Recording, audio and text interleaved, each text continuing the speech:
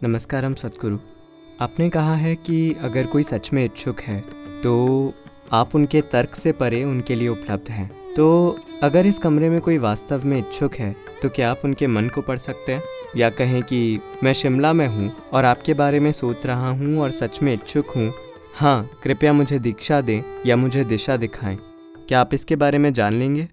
तो क्या मैं आपका मन पढ़ सकता हूँ? मैं लोगों के दिमाग को पढ़ने में अपना समय खराब नहीं करता, क्योंकि ये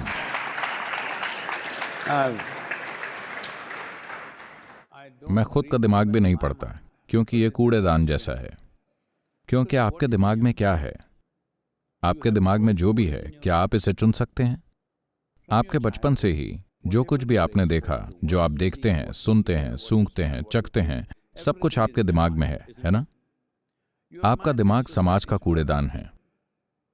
आपके पास कोई चॉइस नहीं है। अगर ये व्यक्ति बोलता है तो मैं ले लूंगा, अगर ये व्यक्ति बोलता है तो मैं इसे नहीं लूंगा। क्या आपके पास ऐसी चॉइस है? अगर मैं आपको गाली दूं तो आप इसे ज्यादा याद रखेंगे, बजाय कि अगर मैं आपको अच्छी बातें कहूं। हाँ या ना? हेलो? तो ये एक कूड़ेदान है जो हर चीज लेता है।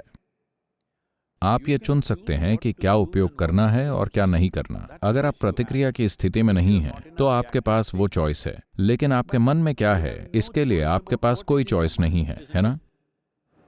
Just everything that you've been exposed to is there in your mind. People who are busy spreading lies in the world talk about a pure mind. आपके सामने जो कुछ भी आया है वो सब आपके दिमाग में है। दुनिया में झूठ फैलाने वाले लोग शुद्ध मन की बात करते हैं। कचरा कैसे शुद्ध हो सकता है? अगर आप आधा दिमाग हटा दो तो शुद्ध मन, वरना आपने जो कुछ भी इकट्ठा किया है सब वहां है। क्या उपयोग करना है और क्या उपयोग नहीं करना, ये आपकी पसंद है। हेलो? यही आपको एक दूसरे से अलग बनाता है। एक व्यक्ति सही चीजों को चुनता है, दूसरा व्यक्ति बेढंगे तौर से कुछ भी चुनता है, तो उसी हिसाब से आपके व्यक्तित्व की पहचान होती है। लेकिन क्या आपके पास वाकई ये चॉइस है कि आपके दिमाग में क्या होगा?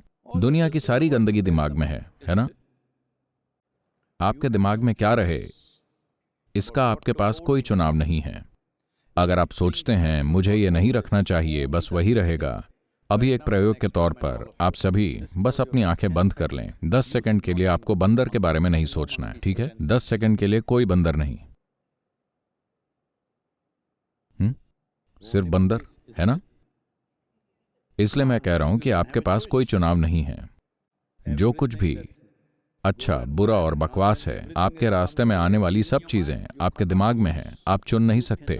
आप नहीं चुन सकते कि क्या पकड़ना है, आप बस ये चुन सकते हैं कि क्या उपयोग करना है। वो चुनाव भी बहुत से लोग खो चुके हैं। तो आपके मन को पढ़ने की बात ना करें। मैं वो सारी गंदगी पर से नहीं चलना चाहता। हेलो? मैं अपने दिमाग को भी नहीं पढ़ता। आपके बारे में तो भूल जाएं। लेकिन मूल प्रश्न कुछ और ही है। ये सिर्फ मैंने साइड में कुछ और भी बात कर ली। मुझे आपको यह बताना चाहिए, मैंने दुनिया में ऐसे ज्यादा लोगों को दीक्षित किया है जिनसे मैं कभी नहीं मिला। उनकी तुलना में जिनसे मैं मिला हूं, मैं कुछ लाख लोगों से मिला हूं, लेकिन मैंने इससे कई गुना ज्यादा लोगों को दीक्षा दी है जिनसे मैं कभी नहीं मिला हूं। उन्होंने मुझे कभी नहीं देखा, वो मेरे बारे में कुछ नहीं जानते। बस अगर वो पूरी इच्छा के क्षण में थे तो हम मौका नहीं चूके। तो पूरी इच्छा का मतलब यह है कि आप सचेत हैं और आपकी अपनी कोई इच्छा नहीं है। आप बस यहां हैं। अगर आप ऐसे शिमला में भी ऐसे हैं, फर्क नहीं पड़ता आप शिमला में हैं या उत्तरी ध्रुव में, इससे कोई फर्क नहीं पड़ता, क्योंकि चेतना में कोई दूरी नहीं होती। आप एक ही कमरे में होने की बात कर रहे हैं, यह सिर्फ शरीर की समस्या है। आपका शरीर वहां है, मेरा शरीर यहां है। यह बहुत साफ है। ये मेरा शरीर है, वो आपका शरीर है। ये मेरा मन है, वो आपका मन है। स्पष्ट है। यहां और वहां इनमें मेल हो सकता है, हम थोड़ा सहमत हो सकते हैं, लेकिन ये मेरा मन है, वो आपका मन है। कभी आपको कोई दूसरा व्यक्ति नहीं मिला जिसका मन बिल्कुल आपके जैसा हो। क्या आपको मिला? ये आपने सोचा था जब आप प्यार में थे, लेकिन जैसे ही आपकी शादी हुई आपको एहसास हुआ कि उनका अपना मन है। हेलो? नहीं, आप युवा लड़की हैं, आपको पता नहीं, शायद ऐसा हो जाए।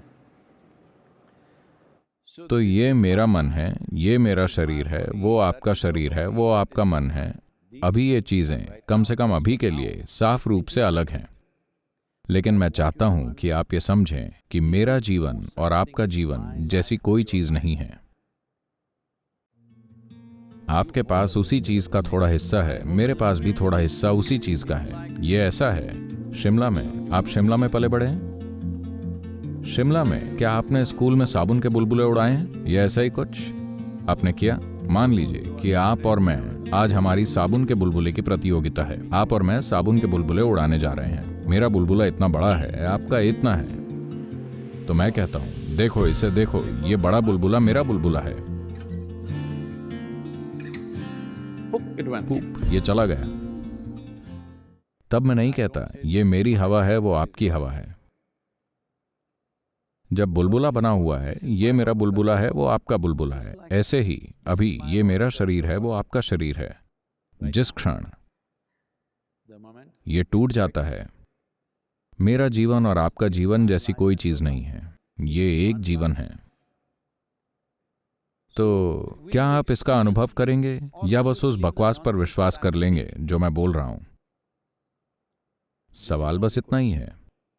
अगर आप इसका अनुभव करते हैं, उसके बाद मुझे आपको यह कहने की जरूरत नहीं, जो आपके बगल में बैठा है उसके साथ अच्छा व्यवहार करें, उसे लूटें नहीं, मारे नहीं, ऐसा ना करें, वैसा ना करें। क्या आपको इसकी जरूरत होगी?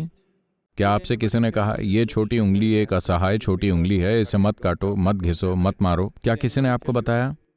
आप इसकी देखभाल क्यों कर रहे हैं? क्योंकि आप इसे अपने एक हिस्से के रूप में अनुभव करते हैं। अगर आप हर जीवन को अपने हिस्से के रूप में अनुभव करते हैं तो कुछ बताने की जरूरत नहीं होगी, क्योंकि ये सभी जुड़े हुए हैं।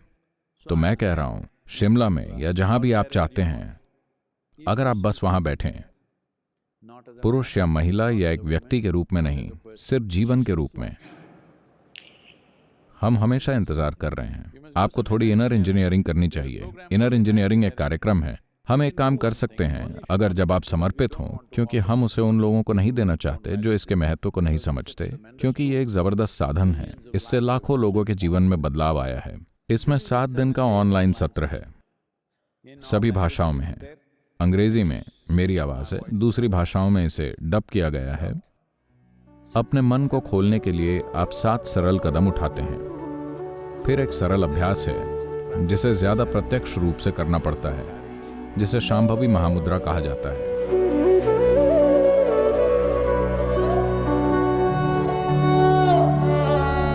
यह आपके साथ ऐसा करती है कि अगर आप यहां बैठते हैं तो आपका शरीर यहां है, आपका मन वहां है, और आप जो हैं वो इन चीजों से थोड़ा दूर हैं। क्या यह सच है कि आपने इस शरीर को समय के साथ इकट्ठा किया है? हेलो, आपने इसे इकट्ठा किया। क्या यह भी सच है कि आपने अपनी दिमागी चीजों को भी इकट्ठा किया है? हाँ, जो आप इकट्ठा करते हैं वो आपका हो सकता है, कभी आप नहीं हो सकते, है ना? अचानक अगर मैं इस बर्तन को उठाता हूं और कहता हूं ये मेरा बर्तन है, तो आप सोचेंगे सद्गुरु को कुछ समस्या है। लेकिन हर कोई कहता है कि वो बुद्धिमान है। हम थोड़ा और सुनते हैं। कुछ समय बाद मैं कहूंगा ये मैं हूं, फिर आप कहेंगे चलो चलते हैं। जिस क्षण मैं कहता हूं ये मैं हूं, आप जानते हैं कि ये गड़बड़ मामला है। लेकिन ये आपके साथ रोज हो रहा है। आपकी थाली में खाना सामने आता है, आप कहते हैं ये मेरा खाना है, आप इसे खाते हैं, और फिर आप कहते हैं ये मैं हूं। ये गड़बड़ मामला है ना? हेलो हेलो, गड़बड़ है या नहीं? जिस क्षण आप उस पर यकीन कर लेते हैं जो आप नहीं हैं, तो आप पागलपन की हद पर हैं। अभी आपको एक ही आराम है कि सब ऐसे ही हैं। पागल खाने में ऐसे ही होता है। पागल खाने में सिर्फ एक डॉक्टर ही पागल होता है, आप जानते हैं, बाकी सब सामान्य ही हैं। हाँ, मैं कह रहा हूं, मान लीजिए आप इन 2 उंगलियों को लेते हैं और अपनी आंखों की पुतलियों में घुसाने लगते हैं, तो हमें लगेगा कि कोई बीमारी है ना? हेलो, हाँ या ना? अगर आप खुद को चोट पहुंचाने लगते हैं, हर रोज आप अपने दिमाग की धार से खुद पर वार कर रहे हैं, यह बीमारी है या नहीं? बस इतना ही। अगर आप अपने आप को कोई तकलीफ दे रहे हैं, तो यही गड़बड़ है। लेकिन हर कोई ऐसा ही है, यही एक फायदा है, ये इसे ढक लेता है। हर किसी का ऐसा होना इसे सामान्य नहीं बनाता। हेलो, नहीं, मुझे नहीं लगता कि यह सामान्य है। तो अगर आप एक पल के लिए भी सामान्य जीवन है तो हम आपसे शिमला में भी मिल लेंगे। वो क्या है? 99,999। What is the frequency? कौन सी फ्रीक्वेंसी? नहीं, उस फ्रीक्वेंसी के बिना ही हम आपको पूरे 100 पर मिलेंगे।